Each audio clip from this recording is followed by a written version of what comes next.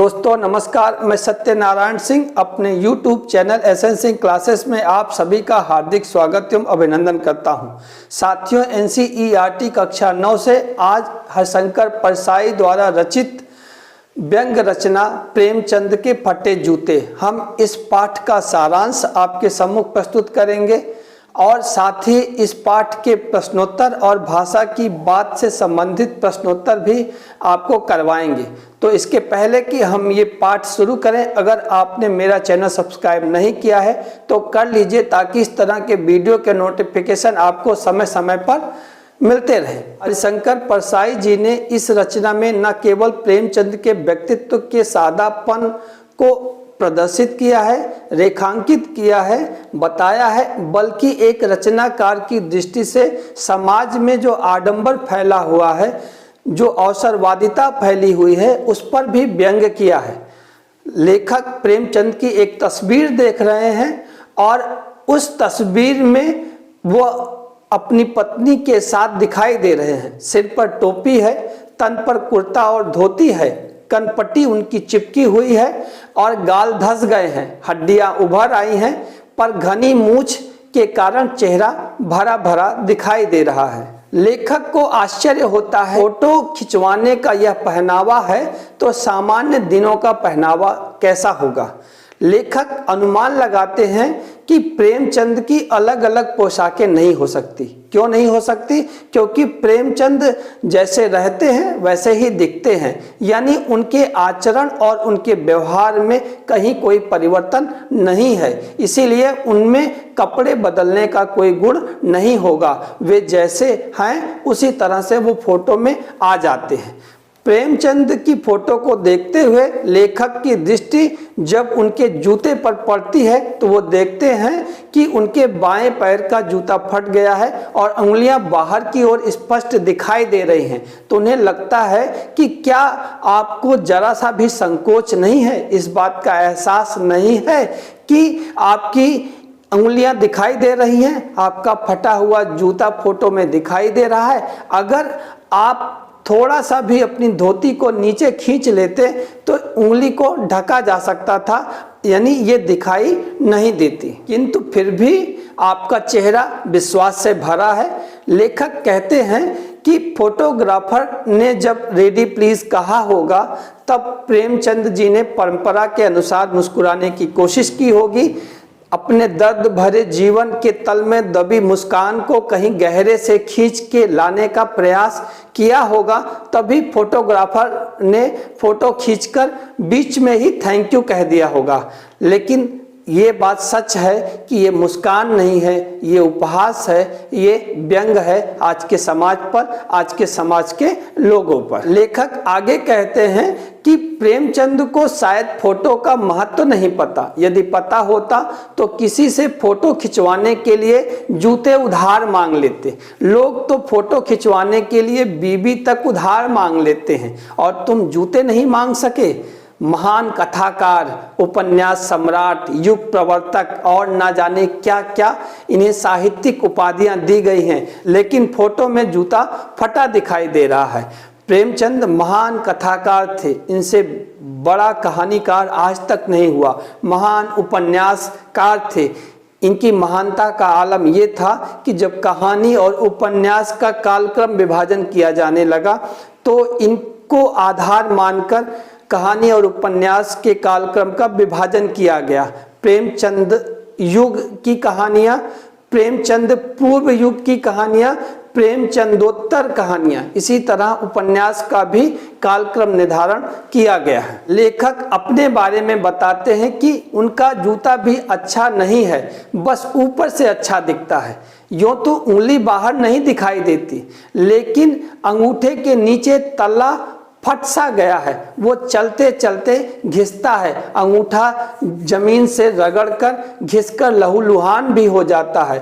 मेरा पूरा पंजा छिल जाता है पर उंगली बाहर दिखाई नहीं देती है। लेखक आगे जोड़ते हैं, लेकिन आपका यानी प्रेमचंद का तला सुरक्षित है, उंगली केवल दिखाई देती है, पांव सुरक्षित है। मेरी उंगली ढकी हुई है पर पंजा नीचे घिस रहा है। लेखक ऐसा बताते हैं और कह रहे हैं प्रेमचंद को कि आप पर्दे का महत्व ही नहीं जानते और हम पर्दे पर कुर्बान हो रहे हैं। यानी आप दिखावा करना जानते ही नहीं या उसका महत्व ही नहीं समझते और हम दिखावटी दुनिया में जी रहे हैं और दिखावा ही कर रहे हैं। अंदर से कुछ हम और हैं लेकिन हम बाहर से कुछ और दिखते हैं, जबकि प्रेमचंद जो अंदर हैं वही बाहर भी दिखते हैं। आगे लेखक कहते हैं कि प्रेमचंद का जूता क्यों फट गया? क्या वो बहुत चक्कर काट रहे थे इसलिए फट गया, या बनिए के तगादे से बचने के लिए? तगादा यानी वो अपना जो उधार मांगता है उसको तगादा बोलते हैं। मीलों चक्कर लगाकर घर लौटते रहे हैं इसलिए फट गया, या किसी मजबूत चीज को, टीले को ये रोज ठोकर मारते रहे हैं इसलिए इनका जूता फट गया। लेखक इस बात पे विचार करता है। लेखक इस क्रम में कुंभन दास का भी जिक्र करता है जो अकबर के बुलावे पर फतेहपुर सीकरी आते जाते में उनका जूता घिस गया और उन्होंने ये पंक्ति कही कि आवत जात पनहिया घिस गई, बिसर गयो हरि नाम। प्रेमचंद को संबोधित करते हुए लेखक आगे कहते हैं कि लगता है कि तुम किसी सख्त चीज को ठोकर मारते रहे हो, तुम उसे बचाकर उसके बगल से निकल सकते थे, इसका प्रयास कर सकते थे। सभी नदियां पहाड़ों को नहीं काटती, कुछ नदियां रास्ता बदल लेती हैं या घूम कर निकल जाती हैं। मैं अच्छे से समझता हूँ तुम समाज की जो बुराइयां हैं, जो परंपराएं हैं, ऐसी परंपराएं जो समाज के विकास में अवरोध उत्पन्न करती है, तुम उनसे टकराते रहे हो। अर्थात प्रेमचंद में ये प्रवृत्ति है कि वो समाज की जो बुराइयां हैं उनके बारे में उनसे टकराते रहे हैं, उनका विरोध करते रहे हैं। लेखक आगे कहते हैं कि ये तुम्हारी व्यंग मुस्कान देख के हमें पता चल रहा है कि तुम हम पर हंस रहे हो। हम उंगली छिपाकर तलवार घिसाकर चल रहे हैं, मानो निश्चित ही तुम ऐसा कहकर हमें चिढ़ा रहे हो कि हमने तो ठोकर मार मार कर अपना जूता फाड़ लिया। उंगली भले ही बाहर निकल आई हो पर हमारे पांव सुरक्षित हैं, यानी हमारे अंदर का इंसान सुरक्षित है। हम समाज की बुराइयों से टकराते रहे हैं। जबकि लेखक ये क्या करते हैं, समाज के हिसाब से अपने आप को ढलते रहे हैं और ये समाज में जो दिखावटीपन है वो उसमें भी उसी हिसाब से अपने आप को परिवर्तित करते रहे हैं। हम तलवे का नुकसान कर रहे हैं, उसे लहूलुहान कर रहे हैं, लेकिन तुम अपनी उंगली भले दिख रही हो लेकिन तुमने अपना पांव सुरक्षित रखा है। तुम हम पर व्यंग कर रहे हो कि तुम चलोगे कैसे, मैं अच्छे से समझता हूँ। लेखक कह रहा है कि मैं अच्छे से समझता हूँ तुम्हारी ये व्यंग मुस्कान और इसके मायने को अच्छे से समझता हूँ। तो दोस्तों ये था इस पाठ का सारांश। आइए अब हम इस पाठ के प्रश्नोत्तर संबंधी कार्य को करते हैं। पहला प्रश्न है, हरिशंकर परसाई जी ने प्रेमचंद का जो शब्द चित्र हमारे सामने प्रस्तुत किया है उससे प्रेमचंद के व्यक्तित्व की कौन कौन सी विशेषताएं उभर कर आती हैं। तो हम बात करें अगर इस पूरी रचना के संदर्भ में तो प्रेमचंद की कई विशेषताएं हमारे सम्मुख लेखक प्रस्तुत करता है। पहली विशेषता यह है कि सादा जीवन। प्रेमचंद आडंबर और दिखावापूर्ण जीवन से दूर रहते थे, यानी उनके जीवन में कोई भी दिखावटीपन नहीं था। वे गांधी जी की तरह सादा जीवन जीते थे और उच्च विचार रखते थे। प्रेमचंद जी के विचार बहुत ही बढ़िया थे। वे सामाजिक बुराइयों से दूर रहे, उनसे टकराते रहे, उनका विरोध करते रहे और उन्होंने बुराइयों से कभी भी समझौता नहीं किया। स्वाभिमानी। प्रेमचंद जी दूसरों की वस्तुओं को मांगना उचित नहीं समझते थे। वे अपनी दीनहीन दशा से संतुष्ट थे और उन्हें इस बात का कोई मलाल नहीं था। यही कारण था कि वो फटे जूते में भी मुस्कुराते हुए फोटो खिंचवा रहे हैं। सामाजिक बुराइयों के प्रति एक जागरूकता उत्पन्न करते थे लोगों के अंदर। जो समाज में कुरीतियां थी उनके प्रति लोगों को सावधान करते थे। वे एक स्वस्थ समाज का निर्माण करना चाहते थे और स्वयं भी बुराइयों से बहुत दूर रहते थे। वो सदैव अपनी स्थिति से संतुष्ट रहते थे। उनका जीवन अभावों में बीता, कष्टों में बीता। उन्होंने अपनी स्थिति दूसरों से छिपाकर कभी नहीं रखी। वे जैसा जीवन में थे उसी तरह लोगों को दिखते थे और उसी में वो खुश रहते थे, उसी में वो प्रसन्न रहते थे। प्रेमचंद का जीवन संघर्षों से भरा था। उन्होंने अपने जीवन में आने वाली मुसीबतों का डटकर सामना किया, उससे कहीं वो दूर नहीं भागे और वो उस पर विजय पाकर आगे की ओर निरंतर बढ़ते रहे। सही कथन के सामने सही का निशान लगाइए। बाएं पांव का जूता ठीक है, मगर दाहिने जूते में बड़ा छेद हो गया है, इसमें से अंगुली बाहर निकल आई है। अगर आप इसके बारे में बात करें तो दाहिने पैर का जूता उनका ठीक है, बाएं पैर में राइट इज राइट, यानी अगर आप ये ध्यान रखेंगे क्योंकि ये प्रश्न पूछा जाएगा, तो दाहिने पांव का जूता उनका ठीक है, लेकिन बाएं पैर की उंगली क्या है, वो बाहर निकल आई है। तो ये कथन यहाँ पे गलत हो गया, क्योंकि यहाँ कहा जा रहा है कि बाएं पांव का जूता ठीक है, दाहिने जूते में बड़ा छेद हो गया। तो ये कथन क्या है, ये गलत है। दूसरा है कि इत्र चुपड़ कर फोटो खिंचाते हैं जिससे फोटो में खुशबू आ जाए। तो जब लेखक प्रेमचंद के संदर्भ में बात कर रहे थे तो वो कह रहे थे कि जो है लोग इत्र लगा के फोटो खिंचाते हैं, ऐसा लगता है कि इत्र की खुशबू उस फोटो में भी आ जाएगी, जबकि ऐसा नहीं है। तो ये कथन यहाँ पे ये सही है कि लोग तो इत्र चुपड़ कर फोटो खिंचाते हैं जिससे फोटो में खुशबू आ जाए। तो ये सही कथन है, इस पे हम टिक लगा लेंगे। तीसरा विकल्प है तुम्हारी यह व्यंग्य मुस्कान मेरे हौसले बढ़ाती है, ये गलत है। प्रेमचंद की मुस्कान लेखक के हौसले कम करती है। अंतिम विकल्प है जिसे तुम घृणित समझते हो उसकी तरफ अंगूठे से इशारा करते हो।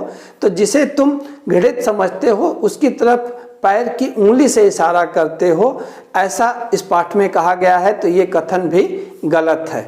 तीसरा प्रश्न है नीचे दी गई पंक्तियों में निहित व्यंग को स्पष्ट कीजिए।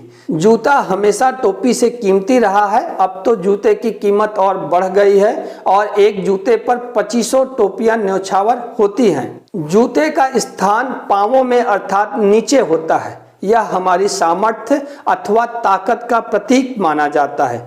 टोपी का स्थान सिर पर होता है, सम्माननीय होता है। यह स्थिति आज की बिल्कुल उलट है, बिल्कुल विपरीत है। आज लोग अपने सामर्थ्य के बल पर अनेक टोपियों यानी सम्मानित और गुणी व्यक्तियों को अपने जूते पर झुकने को विवश कर देते हैं और यानी उन्हें मजबूर कर देते हैं, और लोग भी अपना स्वाभिमान भूलकर अपना सिर उनके सामने झुकाते हैं। खा है तुम पर्दे का महत्व ही नहीं जानते, हम पर्दे पर कुर्बान हो रहे हैं। लोगों में एक प्रवृत्ति या आदत होती है कि अपनी बुराइयों को छिपाने की, उन पर पर्दा डालने की। लोग अपनी बुराइयों को दूसरों के सामने नहीं आने देना चाहते, पर प्रेमचंद जी अपनी बुराइयों को कभी छुपाने का प्रयास नहीं करते। वे जिस तरीके से अंदर हैं वैसे ही बाहर दिखते हैं, यानी वो अंदर और बाहर दोनों तरफ एक समान थे। दूसरे लोग पर्दे की आड़ में कुछ होते कुछ है और करते कुछ है, दिखते कुछ है। तो यहाँ प्रेमचंद जी जैसा अंदर है वैसा ही बाहर है। जिसे तुम घृणित समझते हो उसकी तरफ हाथ की नहीं पांव की उंगली से इशारा करते हो। प्रेमचंद जी ने सामाजिक बुराइयों को अपनाना तो दूर, उनकी तरफ देखना भी ठीक नहीं समझा। उन्होंने उनकी तरफ हाथ से भी इशारा नहीं किया। प्रेमचंद जी ने उन सभी बुराइयों को इतना घृणित समझा, इतना गलत समझा कि पैर की उंगली से उसकी ओर इशारा करते हुए दूसरों को भी उससे उन्होंने सावधान किया। चौथा प्रश्न है पाठ में एक जगह पर लेखक सोचता है कि फोटो खिंचाने की अगर यह पोशाक है तो पहनने की कैसी होगी, लेकिन अगले ही पल वह विचार बदलता है कि नहीं, इस आदमी की अलग अलग पोशाकें नहीं होंगी। आपके अनुसार इस संदर्भ में प्रेमचंद के बारे में लेखक के विचार बदलने की क्या वजह हो सकती है? हमारे हिसाब से प्रेमचंद के बारे में लेखक के विचार निम्नलिखित वजहों से बदल सकते हैं। पहला, लोग प्रायः दैनिक जीवन में साधारण कपड़े पहनते हैं और विशेष अवसरों के लिए अच्छे कपड़ों का उपयोग करते हैं। फोटो खिंचवाना भी उन अवसरों में एक है। प्रेमचंद जी के पास कोई दूसरी पोशाक नहीं होगी, ये हो सकता है, इसीलिए उन्होंने इस पोशाक में फोटो खिंचवाई। दूसरी वजह यह है कि लेखक सोचता है कि सादा जीवन जीने वाले मुंशी प्रेमचंद भीतर बाहर हर तरह से एक हैं। उनमें कहीं कोई दिखावटीपन नहीं है, कहीं कोई आडंबर नहीं है, इनका दोहरा व्यक्तित्व तो नहीं है और इन्होंने कभी दिखावटी जीवन नहीं जिया। यही कारण है कि लेखक के विचार प्रेमचंद के विषय में बदल गए होंगे। पांचवा प्रश्न है, आपने यह व्यंग पढ़ा, इसे पढ़कर आपको लेखक की कौन सी बातें आकर्षित करती हैं? इस व्यंग के माध्यम से लेखक की कई बातें आपको प्रभावित कर सकती हैं। पहला, लेखक ने व्यंग्यात्मक शैली के माध्यम से महान साहित्यकार प्रेमचंद का एक चित्र प्रस्तुत कर दिया है, उनकी विशेषताओं से हमें परिचित कराया है और ये बताया है किस प्रकार से एक महान शख्सियत, महान व्यक्तित्व जिस तरह से वो अपने मन के अंदर थे वैसा बाहर ही लोगों को दिखते थे। दूसरा, लेखक ने प्रेमचंद पर व्यंग तो किया है पर उन्होंने स्वयं को कभी भी उस व्यंग से अलग नहीं रखा है और व्यंग के माध्यम से ही उन्होंने प्रेमचंद के व्यक्तित्व पर प्रकाश डाला है। तीसरा, लेखक को मानव जीवन की अत्यंत गहरी समझ है, उन्होंने जीवन के सुख दुख को अत्यंत निकटता से देखा है, ऐसा इस व्यंग रचना को पढ़ते हुए प्रतीत होता है। चौथा, लेखक सामाजिक बुराइयों तथा कुरीतियों के प्रति भी सजग है, उन्होंने व्यंग के माध्यम से इन पर कड़ा प्रहार किया है। छठा प्रश्न है, पाठ में टीले शब्द का प्रयोग किन संदर्भों को इंगित करने के लिए किया गया होगा? टीला रास्ते में आने वाला अवरोध है, रुकावट है, जिसको लांघना या पार करना कठिन होता है। इस व्यंग में टीला शब्द का प्रयोग प्रेमचंद की जीवन में आने वाली सामाजिक कठिनाइयों के लिए किया गया है, जिसमें पंडित, पुरोहित, मौलवी, जमींदार आदि समाज के कथित ठेकेदारों ने खड़ी की है। इनके कारण ही ऊंच नीच की भावना, जाति पाति, छुआछूत, बाल विवाह, शोषण, बेमेल विवाह, अमीर गरीब की भावना, ये सब टीले के रूप में खड़ी रहती है और ये मार्ग को अवरुद्ध करती हैं, मार्ग को रोकती हैं और प्रेमचंद अपने जीवन भर इन सभी समस्याओं से टकराते रहे हैं, इन कुरीतियों का विरोध करते रहे हैं और लोगों को एक नई राह दिखाते रहे हैं। आइए भाषा अध्ययन संबंधित प्रश्नों को हल करते हैं। पाठ में आए मुहावरे छांटिए और उनका वाक्यों में प्रयोग कीजिए। पहला मुहावरा है हौसला पस्त करना, इसका मतलब है उत्साह नष्ट करना। अगर आप क्रिकेट खेलते हैं तो हमारे समय में एक लेग स्पिनर हुआ करते थे अनिल कुंबले। अनिल कुंबले की फिरकी गेंदों ने श्रीलंकाई खिलाड़ियों के हौसले पस्त कर दिए। इस तरह से आप वाक्य बना सकते हैं। ठोकर मारना यानी चोट करना, प्रेमचंद ने राह के संकटों पर खूब ठोकरें मारी। टीला खड़ा करना, बाधाएं आना यानी जीवन जीना सरल नहीं है, यहाँ पग पग पर टीले खड़े हैं। पहाड़ फोड़ना यानी बाधाएं नष्ट करना, प्रेमचंद जी उन संघर्षशील लेखकों में से थे जिन्होंने पहाड़ फोड़ना सीखा था, बचना नहीं। जंजीर होना, बंधन होना, स्वतंत्रता से जीने वाले लोग पथ की सब जंजीरों को तोड़कर आगे बढ़ते रहे हैं। अंतिम प्रश्न है, प्रेमचंद के व्यक्तित्व को उभारने के लिए लेखक ने जिन विशेषणों का उपयोग किया है उनकी सूची बनाइए। तो प्रेमचंद के व्यक्तित्व को उभारने के लिए लेखक ने विशेषणों का उपयोग किया है, जिसमें उन्हें जनता के लेखक बताया है, महान कथाकार बताया है, साहित्यिक पुरखे बताया है, युग प्रवर्तक बताया है, उपन्यास सम्राट बताया है। तो दोस्तों, मेरी ये कोशिश थी आपको इस पाठ से परिचित कराने की। अगर आपको मेरी कोशिश पसंद आई हो तो वीडियो को लाइक कीजिए, दोस्तों में शेयर कीजिए और हाँ, अगर अभी तक आपने मेरा चैनल सब्सक्राइब नहीं किया है तो कर लीजिए ताकि इस तरह के वीडियो के नोटिफिकेशन आपको समय समय पर मिलते रहें। अपना और अपनों का ख्याल रखिए। मिलते हैं अगले वीडियो में, तब तक के लिए नमस्कार।